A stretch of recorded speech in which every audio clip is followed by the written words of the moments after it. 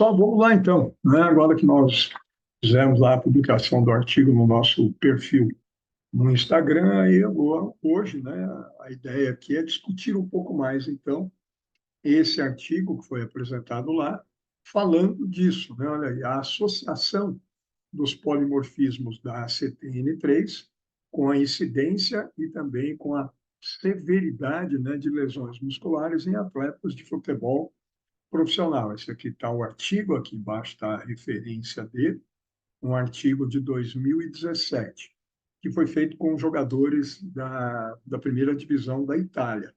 Então, essa é a temática, né? A associação, então, investigar, o objetivo deles era investigar isso, analisar a associação entre os polimorfismos RR, RX, XX, principalmente aí pensando, né, os extremos RR e XX, se por um acaso, né, ser portador do perfil RR ou do genótipo, né, RR da CTN3, se protege mais contra a lesão, se tem uma menor incidência de lesão e severidade, e o outro extremo, o perfil XX, né, o genótipo XX da CTN3, se em função, né, da presença desse genótipo, o indivíduo está mais exposto aos atletas e, consequentemente, quem tem esse perfil genético tem mais lesões e, eventualmente, quando tem, se tem maior severidade dessas lesões. Vamos lá, então? Então, vamos discutir um pouco melhor esse artigo. E lembra que quando a gente traz aqui para a discussão, nós sempre temos uma encorpada a mais nisso, trazendo um pouco mais de resultados da literatura sobre o tema específico, né, discutido. Então, vamos ver isso, gente. Se por um acaso existe associação desses polimorfismos da CTN3 com a incidência e a severidade de lesões em atletas profissionais de futebol. Só lembrando antes, você é um pouco cuidadoso aqui do ponto de vista pedagógico. Quando a gente fala nos dois extremos de polimorfismo, né, da CPN3, são os três polimorfismos, né, o polimorfismo RR, polimorfismo RX, né, indivíduo heterozigótico, e o polimorfismo XX. O indivíduo que tem o polimorfismo XX, da alfa-actinina 3, aquela proteína estrutural, né, do músculo esquelético, presente estritamente, exclusivamente nas fibras do tipo 2 e fundamentalmente 2B ou 2X, o indivíduo que tem, né, uma mutação lá no gene que codifica a alfa-actinina 3, então no gene ACTN3, alguns indivíduos, então, que são aqueles com polimorfismo XX, têm ausência de produção da ACTN, não produzem a ACTN3. E as fibras do tipo 2, 2A e 2X, tem ali, né, alfa-actinina, mas é alfa-actinina 2, que é uma proteína um pouco diferente, que tem uma menor capacidade de suportar a tensão. Então, em geral, esses indivíduos do polimorfismo XX, que não produzem a alfa-actinina 3, apresentam aí já com vários estudos na literatura, e muitos desses nós já discutimos aqui, né, nesse nosso canal e lá no perfil do Instagram. Em geral, apresentam uma menor massa muscular comparados aos RR e RX. Apresentam menor nível de força máxima, menor nível de potência nas fibras 2X, nas fibras de contração rápida, comparando aos indivíduos com polimorfismo RX ou RR. As fibras 2X desses indivíduos, em geral, têm uma menor atividade glicolítica e, mesmo sendo fibras 2X, têm uma maior atividade oxidativa mitocondrial e, em geral, eles apresentam maior tempo de corrida submáxima, intensidade submáxima. As corridas longas, tipicamente provas de endurance, então apresentam maior tempo, quer dizer, conseguem ter um desempenho melhor em corrida submáxima. Então, esses indivíduos, em geral, são indivíduos que se dão melhor, né, com atividades tipicamente aeróbias de longo prazo, né? Então, são indivíduos que apresentam, então, menor força, menor potência, menor velocidade.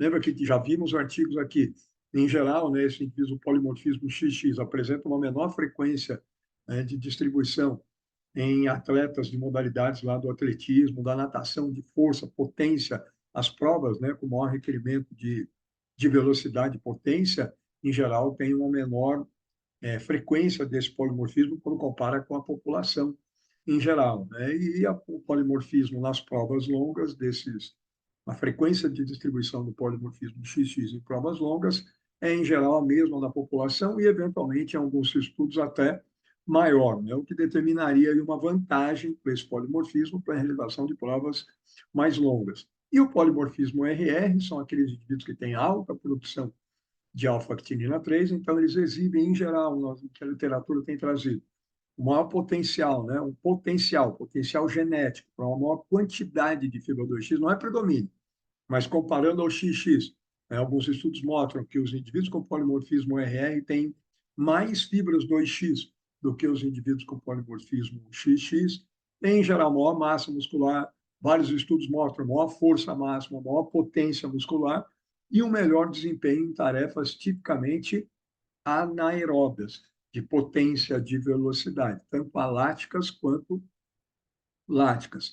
Então, essas são as diferenças fundamentais que já tem aí documentado na literatura no que diz respeito a esses dois polimorfismos. Fora isso, e aí tem vários estudos, e eu trouxe aqui fundamentalmente três para encorpar isso, mostrando também que indivíduos com polimorfismo XX podem ter uma maior suscetibilidade, uma maior predisposição genética por conta dessa ausência da alfa-actinina 3, que confere para as fibras do tipo 2P e 2X em especial, que são as de maior tensão, né? E, consequentemente, a presença dessa proteína da alfa-actinina 3 confere ao músculo maior capacidade de suportar tensão.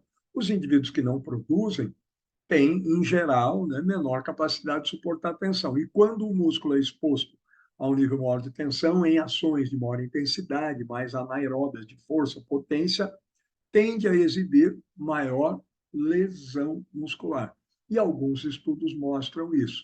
Olha aí, esse estudo aqui de 2011, os autores viram em camundongos uma alteração da propriedade elástica das fibras 2X nos indivíduos com polimorfismo XX por não produzirem alfa-actinina 3. Então, as fibras 2X desses indivíduos com polimorfismo XX, elas têm a alfa-actinina 2. Então, por conta disso, da ausência da alfa-actinina 3, os autores viram uma alteração da propriedade elástica das fibras do tipo 2X e viram nesses ratos em trabalho, né, em laboratório, uma maior suscetibilidade desses animais a lesões musculares, da musculatura, né, e das fibras 2X, uma maior suscetibilidade às lesões musculares.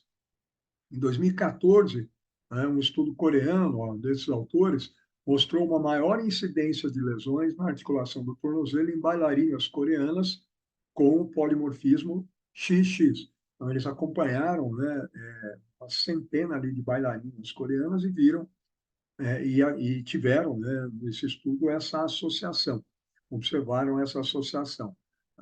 Aquele grupo, né, com polimorfismo XX apresentou uma maior incidência de lesões no tornozelo e associaram isso a uma menor capacidade de força e de sustentação e, portanto, também de estabilização mecânica da articulação. E esse aqui é um trabalho interessante, é um trabalho nacional, lá, foi feito na Universidade Federal de Pernambuco, é uma dissertação de mestrado desse autor, Borba, e aqui eles fizeram um trabalho para análise de incidência de lesões musculares estritamente em dois grupos de atletas. Atletas brasileiros, né, de futebol americano, atletas de equipe da cidade de Maceió, e também triatletas de nível nacional e até internacional. Trabalharam com 15 atletas.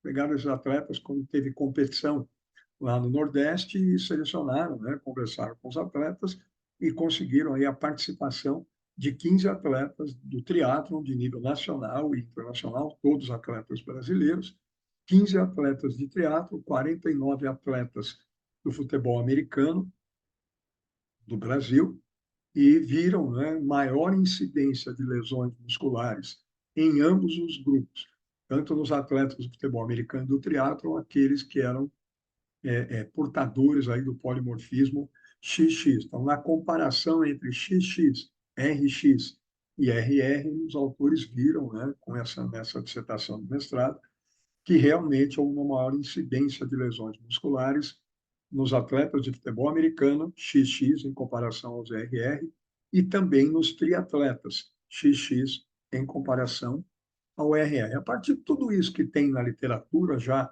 mostrando uma maior probabilidade ou a maior suscetibilidade às lesões, né, em atletas portadores do polimorfismo XX. A partir disso é que vem, então, a hipótese desse estudo.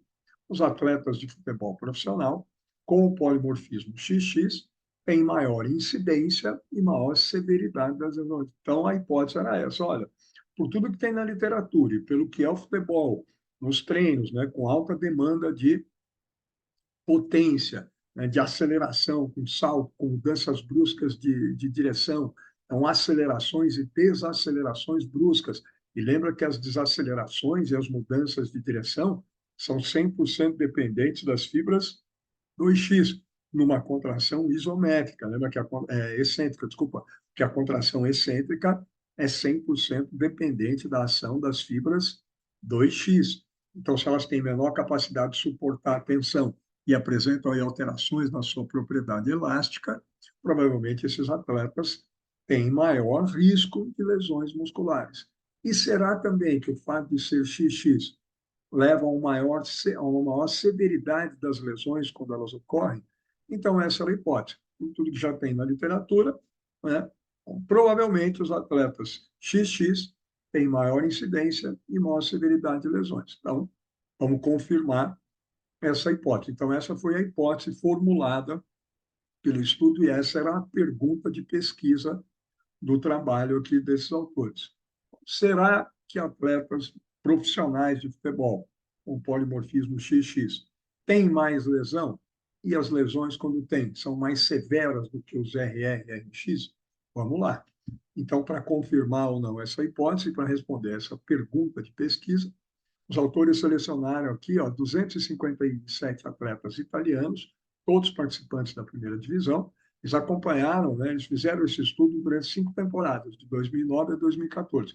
Não é que todos os atletas eles foram acompanhados por 5 temporadas, mas os autores foram trabalhando, né, de 2009 a 2014, acompanharam tudo o que aconteceu de lesão com as equipes, né, e os atletas cujas equipes se disponibilizaram a entregar os dados de lesão, né, muscular dos atletas nesse período.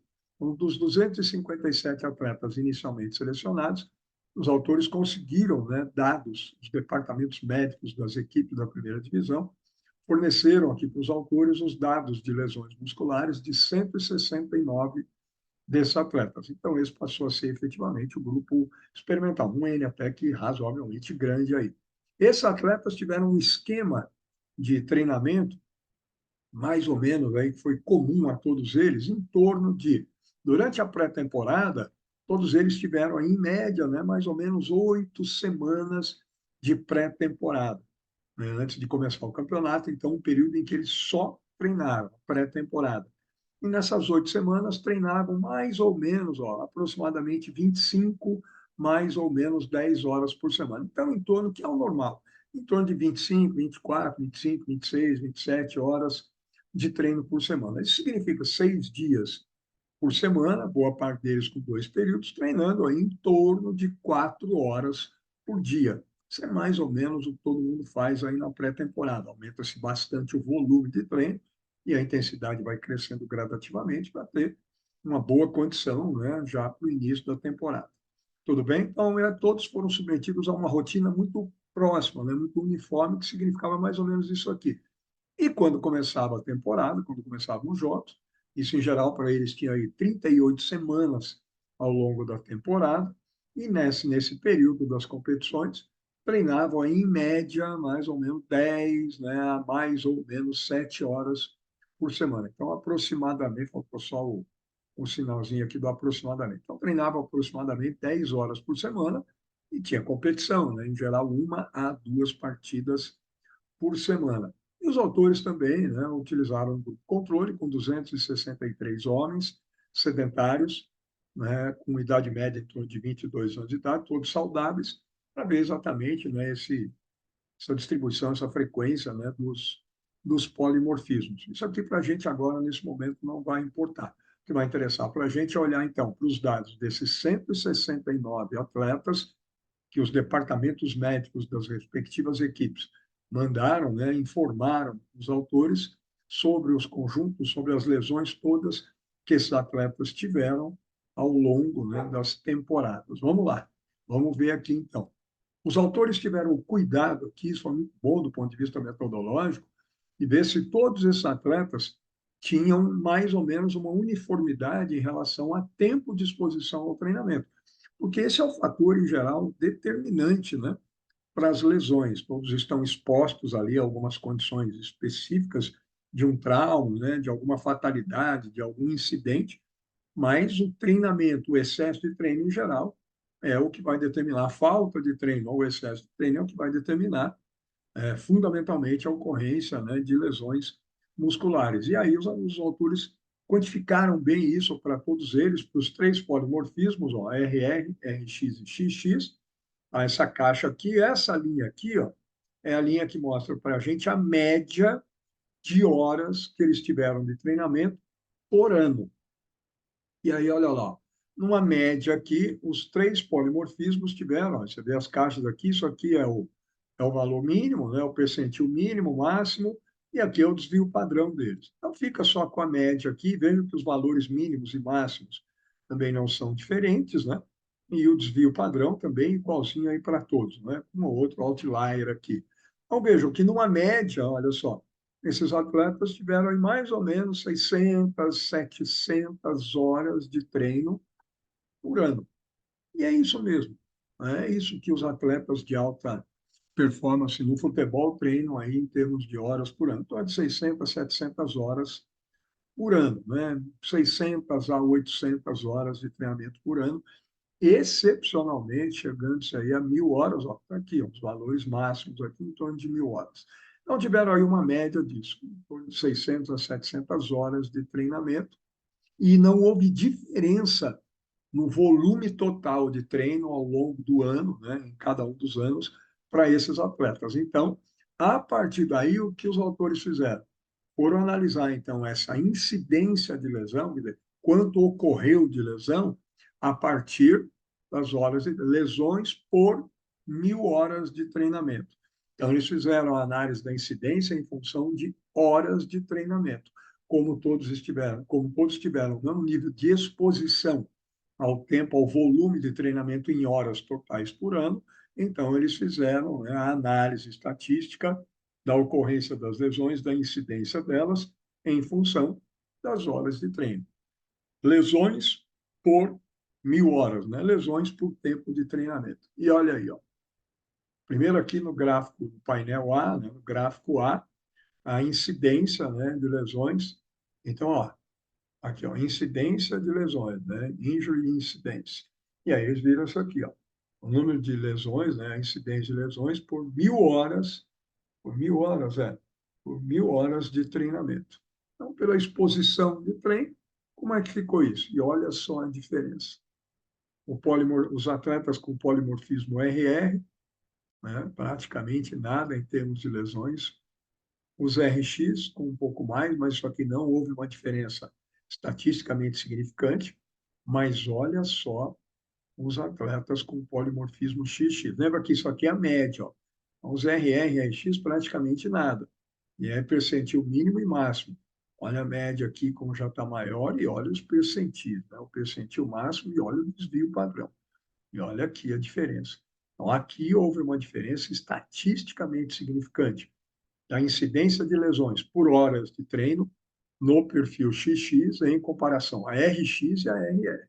Houve uma maior incidência de lesões, né, no perfil XX ou no polimorfismo XX.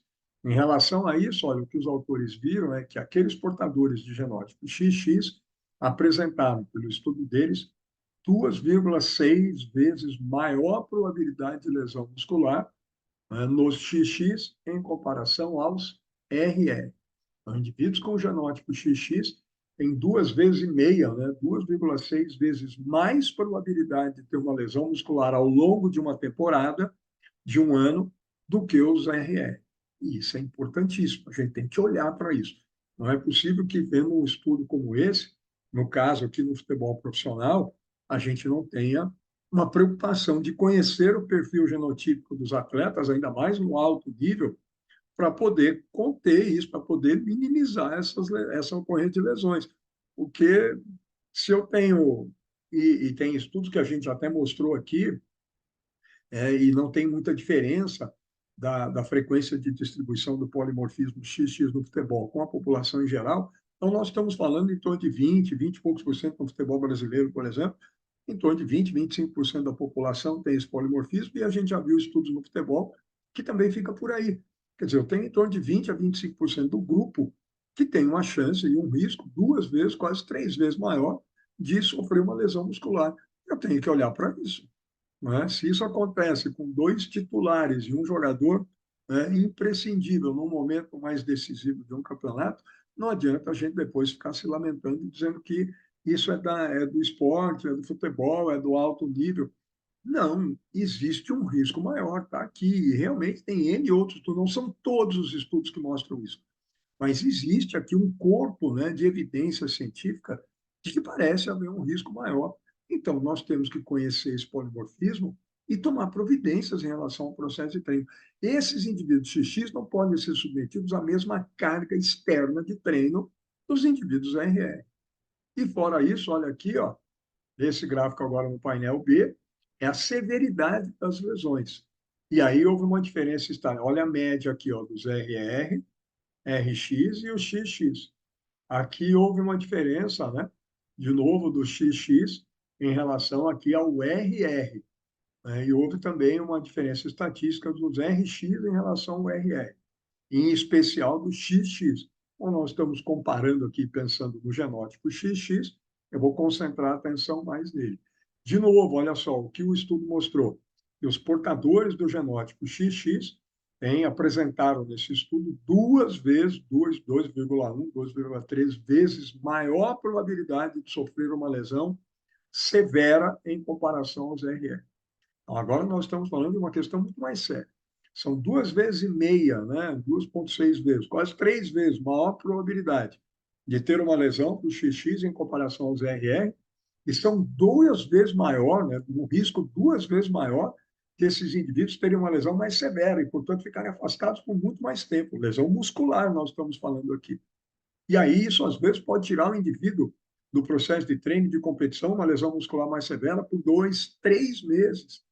Eu não posso deixar que isso aconteça, ainda mais no desporto de alta performance, no futebol de alto nível.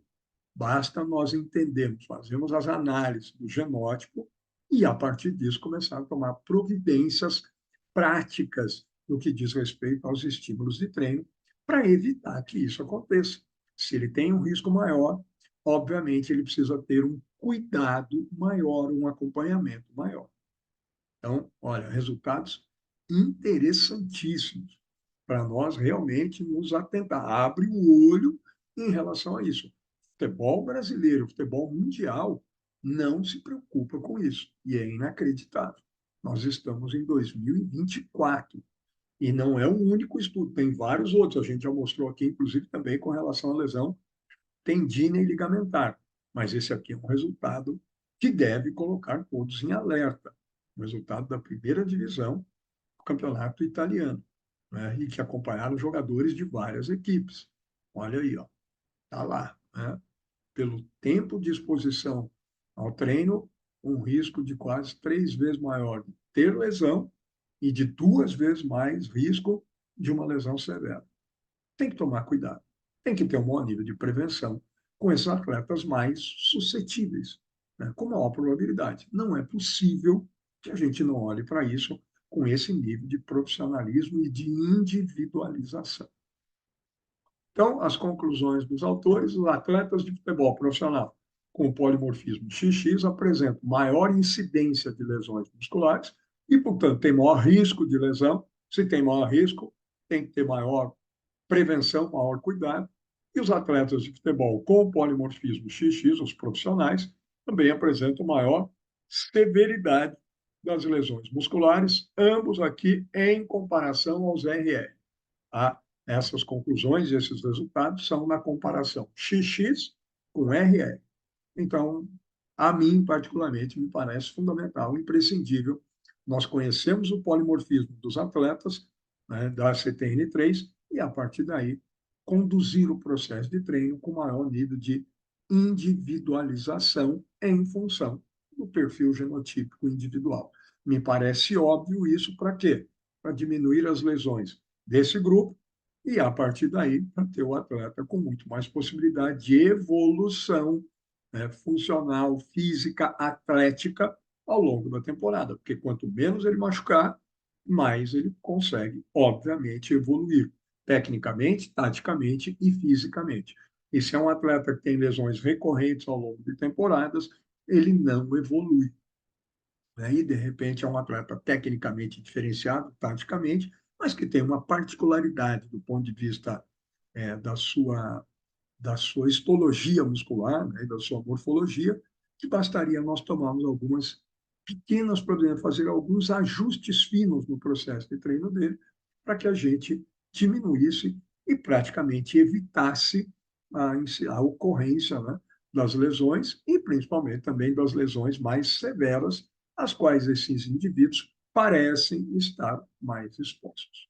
Tudo bem? Então, espero que tenha ficado claro, que esse artigo também tenha ajudado a entender cada vez mais a importância, né, do reconhecimento do genótipo individual, para que, a partir daí, o conjunto de providências de treino, de estímulos de treino, de processo de recuperação, de tempo de recuperação, de distribuição das cargas e das intensidades de treino ao longo da semana, isso tudo tem que ser diferenciado para um RR e um XX. Não dá para ser absolutamente a mesma coisa para composições, para estruturas musculares completamente diferentes. E diante de um resultado como o desse estudo, obviamente o futebol e o treinamento como um todo e os profissionais da área têm que ficar um pouco mais atentos e começar atentos a isso e começar a valorizar um pouco mais a necessidade de um reconhecimento melhor do perfil genotípico individual.